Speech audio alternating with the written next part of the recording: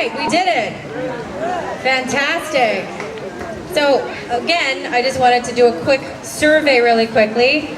So how many Hungarians out there in the crowd who consider yourself Hungarian and love a Hungarian? Okay, awesome. Well, thank you all very much for coming out today. We've got a great program for you. Quick introduction, my name is Julia. I'm going to walk you through this whole program today. I'll be your host if you want to agree that way. We're going to start with the Pledge of Allegiance, so I'm going to ask everyone to stand. After the Pledge of Allegiance, we're also going to do the American National Anthem and the Hungarian National Anthem. So, if we would face the American flag, please. Right hand over our heart. Join me. I pledge allegiance to the flag of the United States of America and to the republic for which it stands, one nation, under God, indivisible, with liberty and justice for all. Thank you. Remain standing. Exactly. We're going to start the national anthem. Oh, say, can you see by the dawn's early light what so proudly we hailed at the twilight's last gleaming, whose broad stripes and bright stars through the perilous fight o'er the ramparts we watched were so gallantly streaming, and the rocket's red glare, the bombs bursting in air, gave proof through the night that our flag was still there.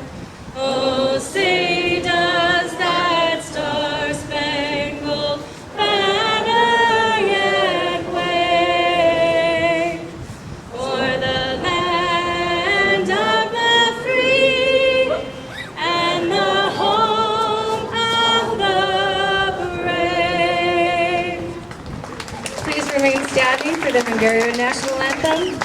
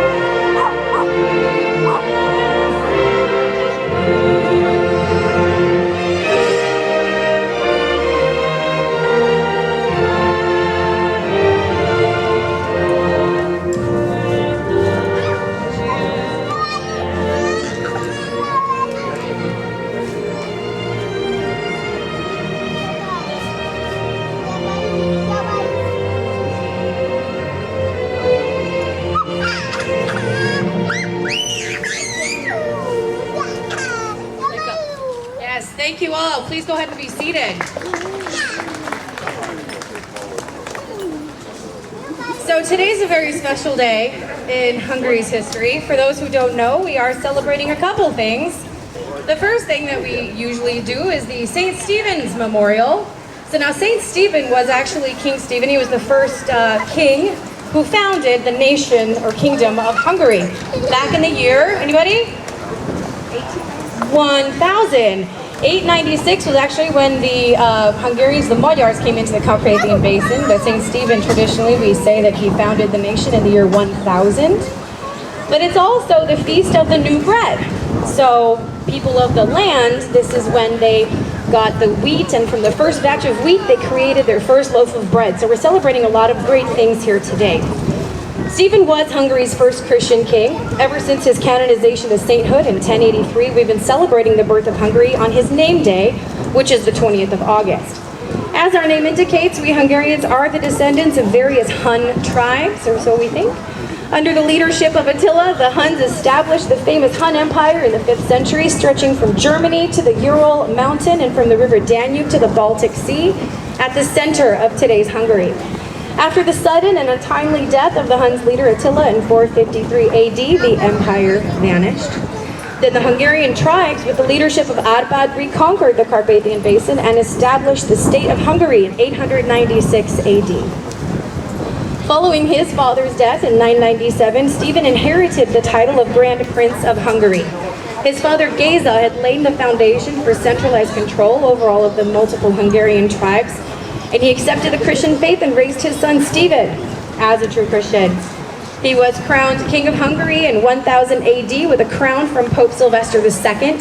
He declared Catholicism the official state religion, still one of the largest religions in Hungary today. He issued a decree to build churches in every settlement with more than 10 families. So if we look around, we'd have a church here, and here, and there, and here, and here. Anytime there's 10 families together, they would establish a church. He made it a law for people to attend church every Sunday, whether they liked it or not. But he also issued a decree that markets were to be held right next to the churches, which is why in Hungarian, the word for Sunday is actually market day. Vasárnap, which sounds like vásárnap, so market day. These efforts did not go unrewarded, as Pope Sylvester II granted him the title of Apostolic King and the right to use the Apostolic Double Cross, which to this day, if the flag were to cooperate, you'd be able to see in our coat of arms. He was equally attentive to administrative affairs. Hungary was divided into 20 counties, each governed by a royal official. He managed to get rid of the pagan Hun tribal system. He also issued 2 books of law, introduced duties and taxes, and minted the first Hungarian currency. Hungary under King Stephen became a truly centralized monarchy. His greatest achievement was the foundation of that strong Christian country in Europe. Today, it's a free democratic country and a member of the European Union. This is definitely someplace that King Stephen and Saint Stephen wanted us to be, and we are there today. And this is his legacy. So thank you all for being here. We've got a great program, as I said. Our first performance is going to be by the group called Kárpátok. Now, many of you who have been here before have seen them. They are a professional dance troupe from Los Angeles, and they run down here and do their show for us, and then they rush back to Los Angeles to do the shows for the Hungarian cultural clubs out there. So let's give it up for the Kárpátok.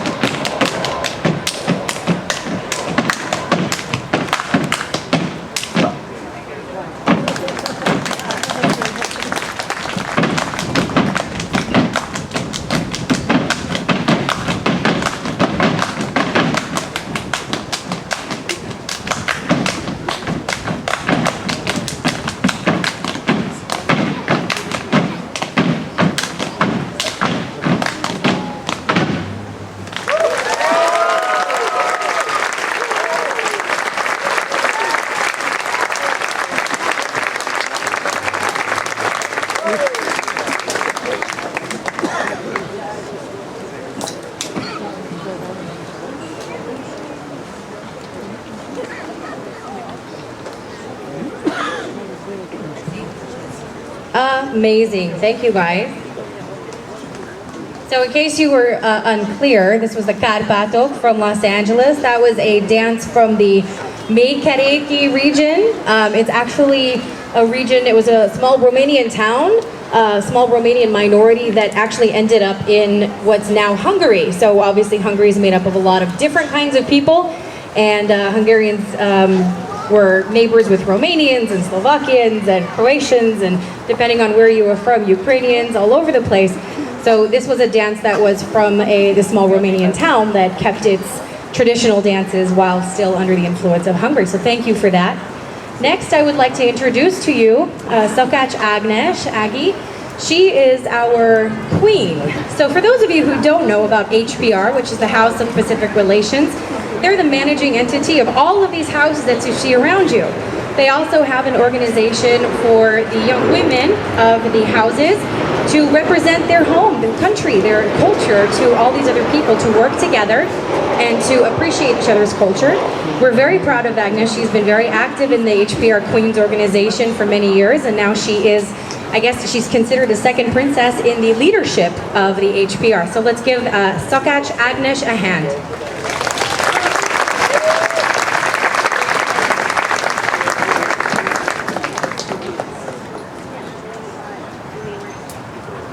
Hello everyone, thank you all for coming to Balboa Park and coming to our lawn program.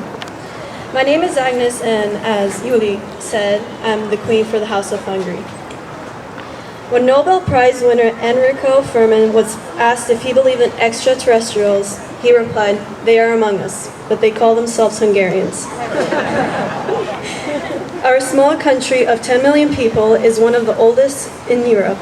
It is situated just east of Austria, bordering Slovakia, Romania, Croatia, Serbia, Ukraine, and Slovenia. The national language is Hungarian, but we call it Magyar, with over 14 million speakers around the world. The capital and largest city is Budapest. It actually used to be two cities divided by the River Danube, with Pest on one side and Buda on the other. In 1873, Buda and Pest were united. Budapest is the largest city in Hungary with more than 2 million inhabitants. It is rightfully called the Pearl of the Danube, with its beautiful views and buildings.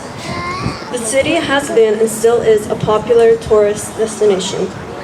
The Hungarian flag is red, white, and green, very similar and often mistaken with the Italian flag. The difference is that the stripes run horizontal on our flag versus vertical on the Italian. The meaning of the colors are red for strength, white for loyalty, and green for hope. Did you know Hungarians have won an astounding 14 Nobel Prizes? At our cottage, you can look at the list of famous Hungarians. You will be surprised how many people you know were born in Hungary or have Hungarian ancestry. Our Hungarian inventors were responsible for some major inventions over the past several decades, such as the first electric motor, Ányos Jedlik, the four-mobility car, József Galamb, the hydrogen bomb, Edith Teller, and the binocular József Petzval, just to mention a few. In addition, when the next time you take a vitamin C, pick up a ballpoint pen, light a safety match, play with a Rubik's Cube, drink a glass of soda water, or see a helicopter, know that they were also invented by Hungarians. Did you know that Leo Szilard, who lived in La Jolla, was the first one to come up with plans for a nuclear reactor, and the US government actually bought the patent for $1? While these inventions touched the lives of not only Americans, but also people all around the world, especially in this city, was the first sheriff of San Diego in 1850, a Hungarian by the name of Ágoston Haraszti. He went to establish his own wine village in Simona Valley, which earned him the name Father of California Viticulture. The vineyard he founded is still there to this day. It's called Buena Vista Winery. Sándor Márai, a very famous Hungarian poet, who also lived here in San Diego. Hungaricums are especially unique and distinctively Hungarian. Some examples are the famous and tasty pig salami and sausage, Hungarian goulash with meat stew made with Hungarian paprika over an open fire, Balaton, Central Europe's largest freshwater lake. It's called the Hungarian Sea by locals and a favorite summer destination. Pálinka, Hungarian fruit brandy. It is customary to have a shot before big meals or as a welcome drink. Tokai Asul, a dessert wine that the French King Louis XIV called it the wine of kings, king of wines. Thank you for coming to our program, and I hope you have a wonderful day here in Balboa Park.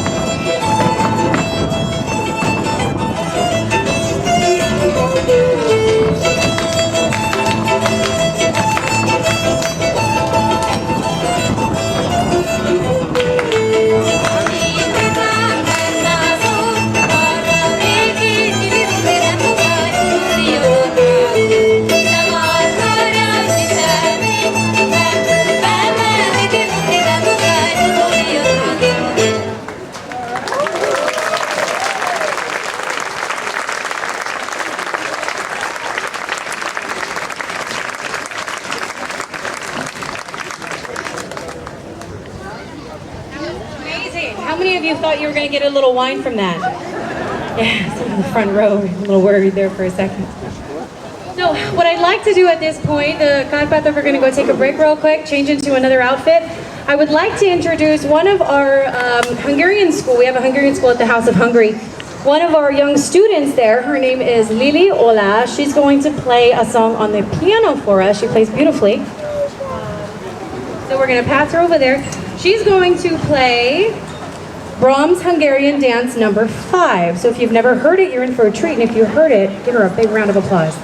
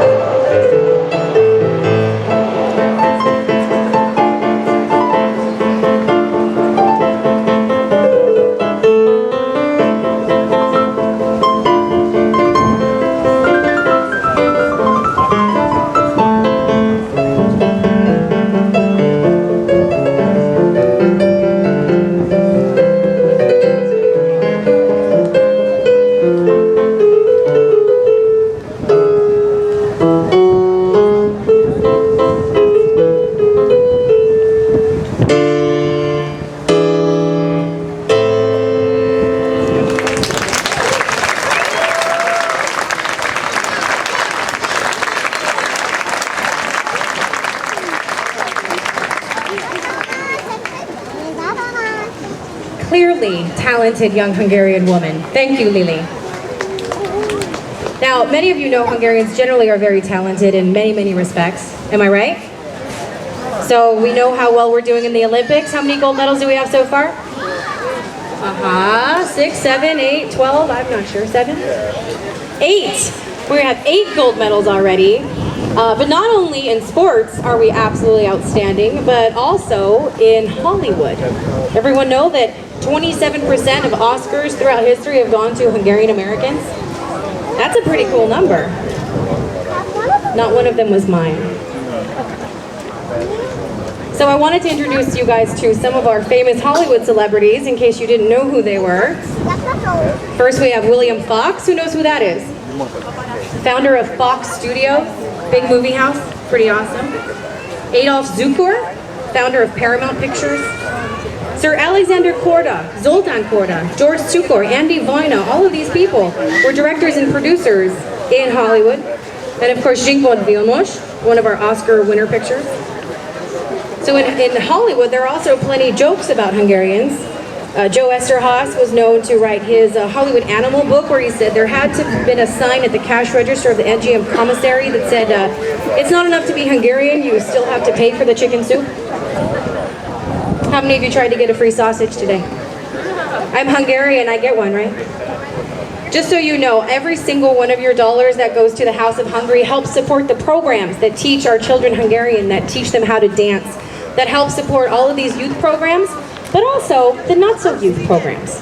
We have a lot of elderly Hungarians who come together, and I wouldn't say elderly, I would say young at heart, young in life, young in soul. They come to the House of Hungary on a regular basis and they meet together to cook, to talk about stories, to have literacy programs, to do poetry, all kinds of wonderful things that they come together to do, and that's all helped and supported by you. So a big, huge thank you to you guys. And it's also completely and totally volunteer run. So not only our sound engineer back here, Peter, thank you for all the hard work that you do. And also every single one of those people that you saw who were serving you a sausage, who were putting ice cream into your cherry soup, who were filling out your crepes, every single one of those are here on their volunteer time. So a huge thank you to all of you. I know they can't hear me back there, but let's give them a big, huge round of applause. Thank you to all of our volunteers. And that goes for all of you too, because your support, without you, we would just be a bunch of volunteers with no one to serve. So thank you all for being here. Big round of applause to yourselves. So at this time, the Kárpátok are back. They're going to be doing a dance from the Kalotaszeg region. They're going to be accompanied by the Hurok band. So they're going to get set up real quick. They're going to do their dance, and we'll move on through the program as we go. Big round of applause for the Kárpátok and Hurok band. Yeah.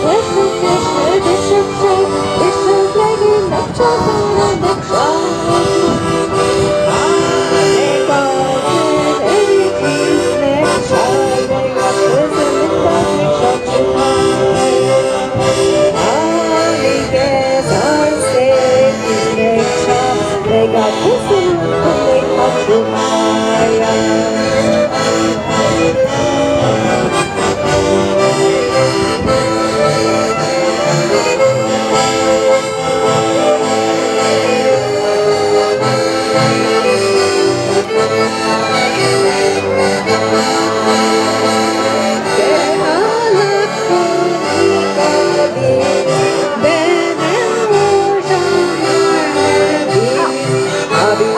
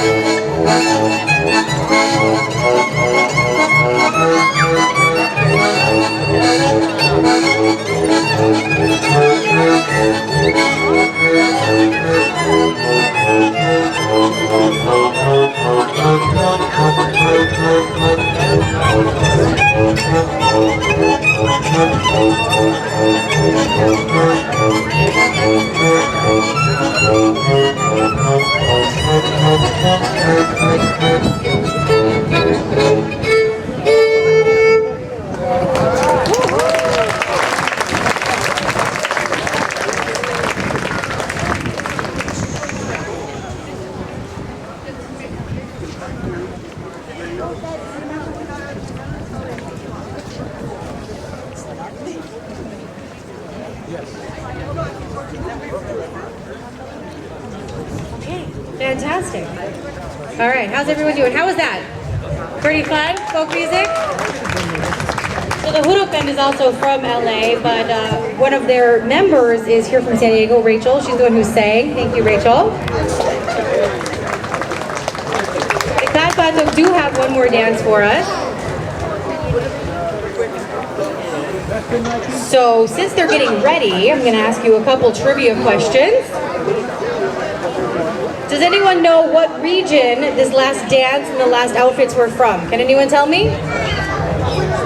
No? Has anyone heard of Kalotaseg? Kalotaseg is a region in what's now known as Transylvania. So is anyone here from that region? Anybody from Transylvania area? Anybody? We've got one here.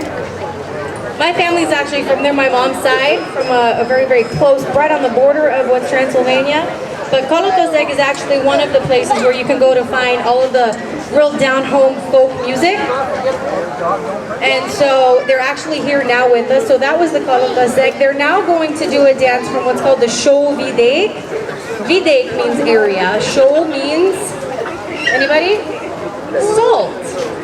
Has anyone tried to eat food without salt? It doesn't taste good, does it? So as we know, salt is a huge part of our culture and our cuisine, definitely something that we want to keep. This region was known for its salt mines, and so that's why this dance was called Show Videk, or of the salt country. Take it away.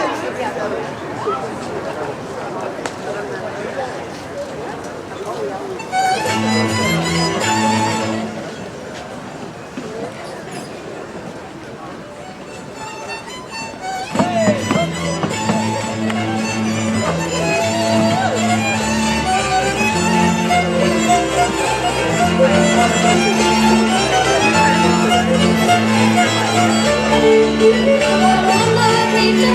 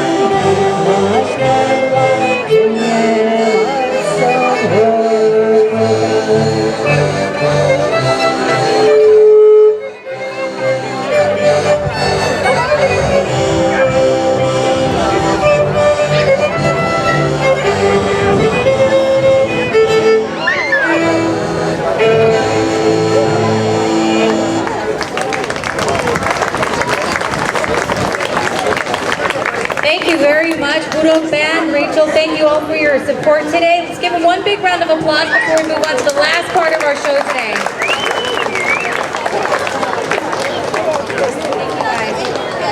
So now, I don't know how many of you know this, but the Rubik's Cube was invented by a Hungarian. That's kind of cool. Has anyone actually successfully solved the Rubik's Cube? We've got 1, 2, okay, I'm gonna call on you guys in just a minute because we have our own in-house expert here. I'd like to introduce to you Otto Olah. He's one of our students here at the Hungarian school, and he's also an expert on everything Rubik's Cube. So I'm gonna adjust this just a little bit.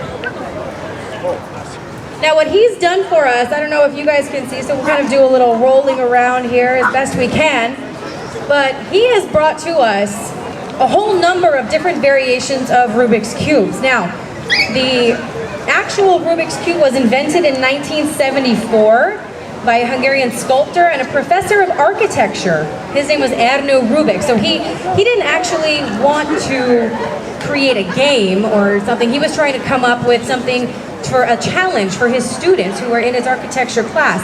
It was originally called the Magic Cube, and then it was licensed by Rubik and sold by the Ideal Toy Corporation.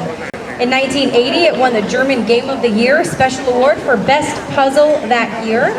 And as of January 2009, 350 million cubes have been sold worldwide, making it the world's top-selling puzzle game. Now, Oliver here, he's kind of a genius when it comes to the Rubik's Cube. He can solve this in just a few seconds, minutes, 1 minute. So at the very end, what first we're gonna do is we're just gonna ask him a little bit about what he knows. Now tell me a little bit about what you've got here. So give us a little description of the different types of cubes you've got. First, I have a normal Rubik's Cube. Now, it has 26 pieces in all, including the core and all the cubies. This is a speed cube. It's supposed to be like a lot easier or faster to solve because there are like little pieces cut out of the right here, right near.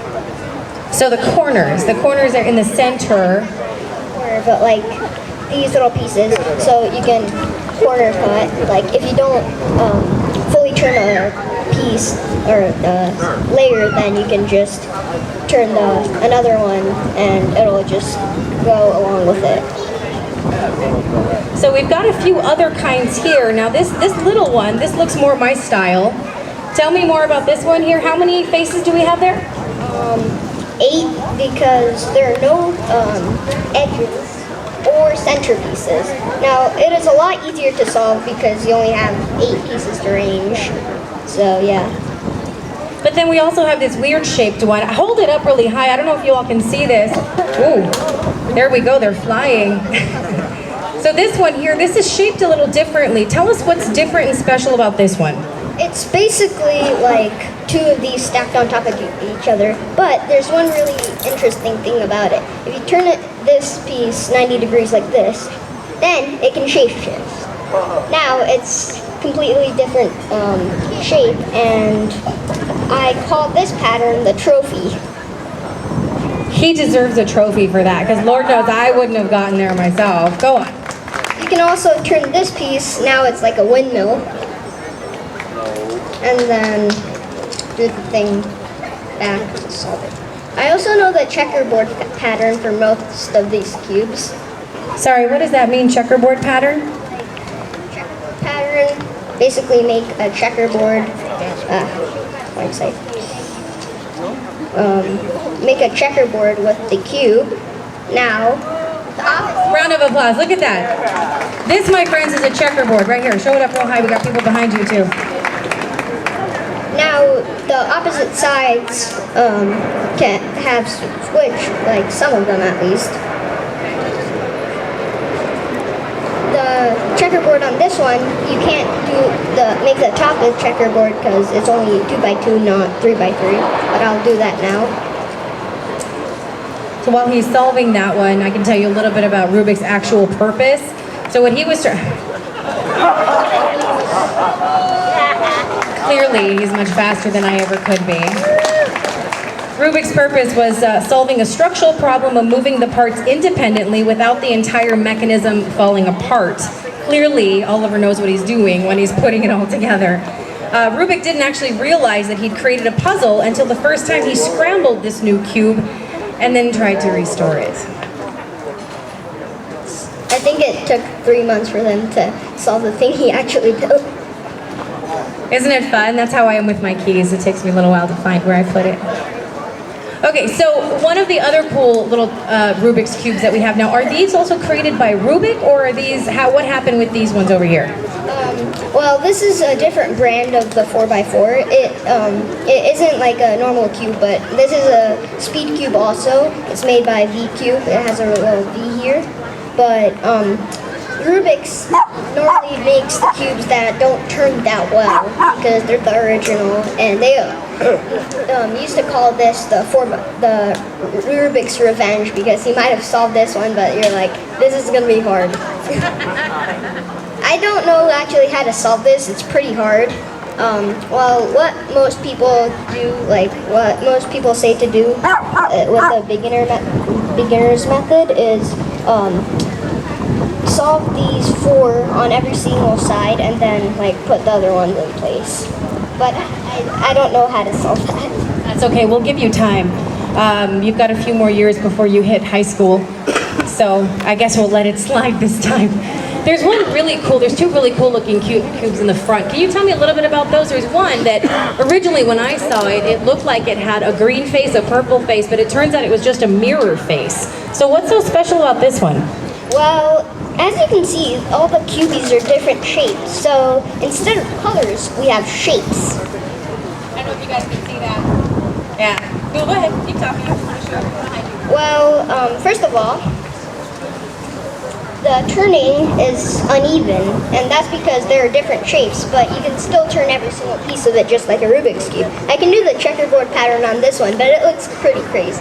Okay, so I'm going to try to read something before he finishes it. Let's see if he actually is done before I get to it.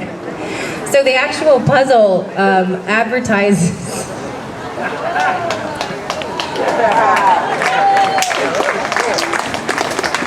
So it advertises itself as having billions of positions. Clearly Oliver knows what he's doing when he's creating these billions of positions. Would you tell me, obviously you know how many positions, can you give us a number and tell us how many different ways you can do the Rubik's Cube? Not really ways, but the states of the puzzle are 43 quintillion. Quintillion. Anybody out there have any idea how much quintillion is? I've gotten as far as trillion. Can you tell me more? It's about 10 trillion, or I don't know, 10. So, if to put it in perspective, this quintillion, 43 quintillion, if you had, let's see, how many of these standard Rubik's Cubes would you need to cover the Earth's surface? 43 quintillion, but it would be 271 layers. 271 layers. Can you imagine that? That's huge. That's insane. Also, if you had that many Rubik's Cubes stacked next to each other like this, then it would be 261 light years long. That's really, really long. Even farther than Pluto.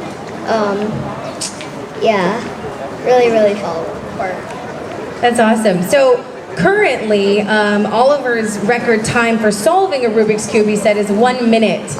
The actual fastest Rubik's Cube was solved at a competition for how long? How fast was it? Seconds and 90, I think, milliseconds or something. Yeah, 4.9. And who was that? Was that your dad? No. Sorry, so who exactly won that, if not Dad? Lucas Etter from Kentucky in 2015. Okay, so we definitely have some goals for Oliver to break that world record. But right now what I'd like to do, there was a couple of you who raised your hands and said you know how to solve the Rubik's Cube. I want to see if there's anyone here who would like to challenge Oliver to solving the Rubik's Cube in a minute. Let me see who's all out. Who wants to come up and solve a Rubik's Cube with us and race against Oliver? Anybody? Come on. Who wants to try it? I need 1, 2, 3, 4, 5. I need five people minimum. 5 people to come up and solve the Rubik's Cube. Don't be shy. We have to end the program soon. Okay, so we've got one. We've got anybody else? We've got one at least. Okay.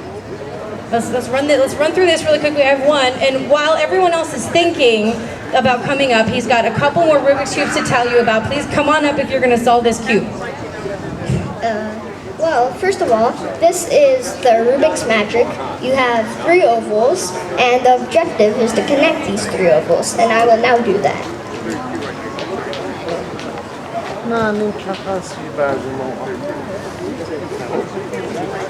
Or not. Well, I did do it, but I think a string snapped, which isn't good, right here.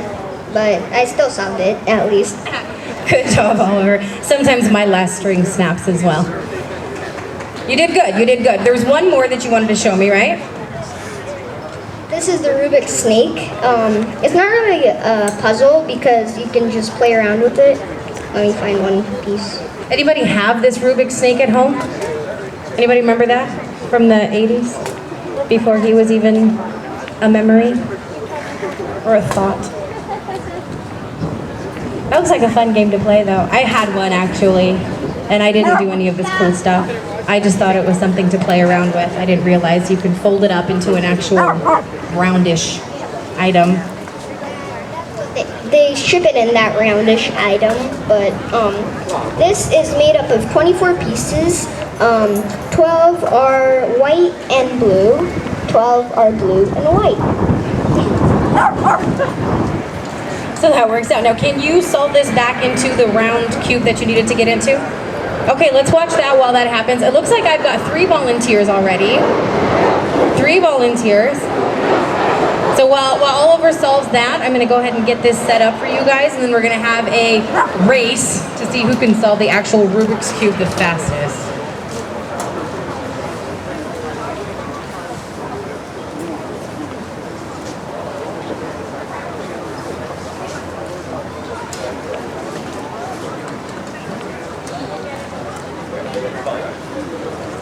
Anybody else? All right, here we go.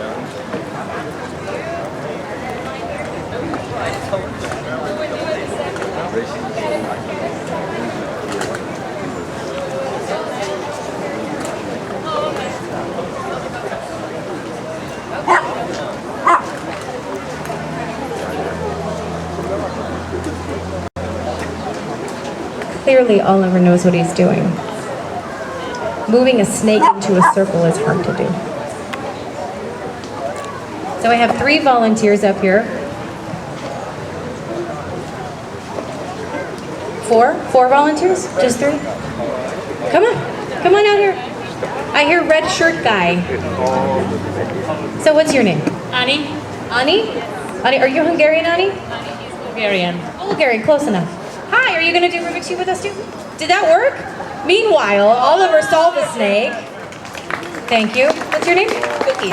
Cookie. Are you Hungarian? No, I'm Arabic. Arab, close enough. And what's your name? Kirby. Kirby, thank you, Kirby. Are you Hungarian?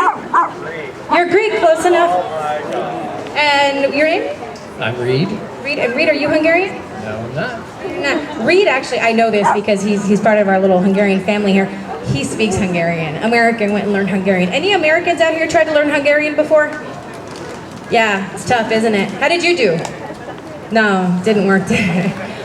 Yes, and your name? Walter. Thanks, Walter. Are you Hungarian? You are Hungarian. Fantastic. We have a couple of them. Okay, so here's what we're going to do. Oliver has his. Go ahead and get your Rubik's Cubes in hand. I'm going to start the timer. Anybody else have a timer? Mine just black. Okay, I'm gonna ask somebody. Oh, you've got it? Okay. So Oliver is gonna set the time for 1 minute. And we're gonna see who gets the closest in 1 minute. And I'm gonna use Oliver as our time starter here. You can hear from all the little beeping on his watch that he clearly is setting the exact 1 minute time. We have to reset it, okay.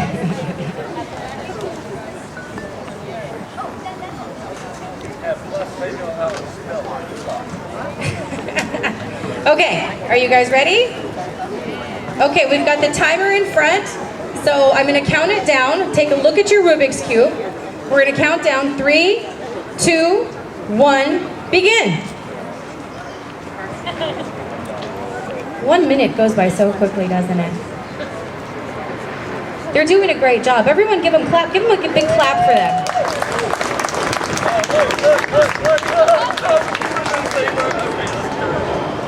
So who's got the checkerboard pattern already? One face? One face. Oliver's almost got one face.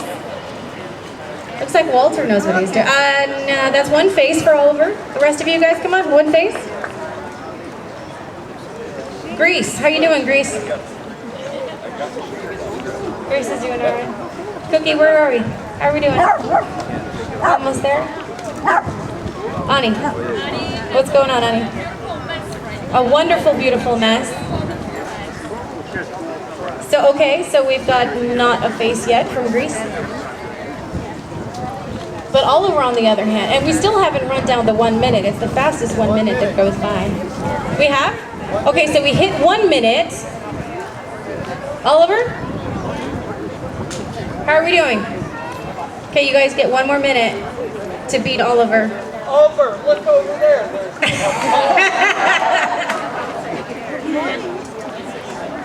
Some people are feeling the burn. I bet your fingers haven't moved this fast since keyboarding class in 1982. So clearly, the Rubik's is also a psychic game. We're trying to psych each other out here because we're competing against one another. Oh, uh-oh. I'm seeing lots of faces happening. Walter Dunn beat our experts. Congratulations, Walter. As a prize, you get to keep that Rubik's Cube. The rest of you aren't so lucky, thank you. No, you can't keep. Next time you come back, you can win it, and then you can actually win the Rubik's Cube. Thank you all. Big round of applause for our volunteers. Walter, your time was 1 minute 51. Congratulations. Big high five. Thank you all for playing, and this wraps up this year's lawn program for the House of Hungary. Thank you all for coming out today, for listening to our wonderful hurok band, to our singers, to our children, to all of our dancers, and of course, on behalf of the House of Hungary board, we welcome you to the house. Finish up our sausages, eat all of our palacinta, come drink all of our soup, and we'll see you guys again. I do want to tell you about a wonderful event that's going to be happening here. We have flyers at all of our booths and as well as the house. The Enyedi Solomon Quartet on September 25th at 5:30 p.m. They are going to be showcasing the diverse world of authentic Hungarian folk music, most notably from Transylvania, Transdanubia. So if you guys want to come, there is a discount for House of Hungary members. Woohoo! So if you become a member, you do get that discount. And of course, we welcome all of our friends and supporters. Thank you all for being here.